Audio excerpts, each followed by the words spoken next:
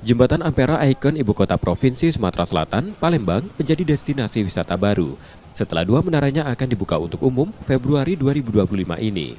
Jembatan yang masih kokoh hingga kini dibangun pada 1962 dari papasan Perang Jepang dan diresmikan 10 November 1965.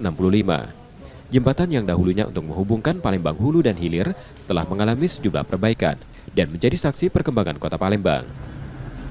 Ampera ini kan dibangun atas dulu itu semacam pampasan perang, kemudian ini diminta untuk masyarakat Sumatera Selatan, terkhusus kota Palembang yang memang pada saat itu di tahun 60-an itu kita membutuhkan sebuah jembatan. Nah, jembatan ini kan menghubungkan antara wilayah seberang Hilir dan wilayah seberang Hulu yang memang kalau nak nyebrang kan susah waktu itu.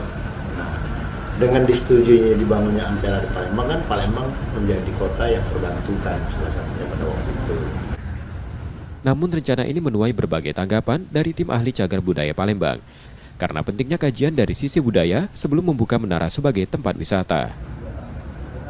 Ini kita dengar mau naik ke menara atas. Naik menara atas itu sekira hal baru.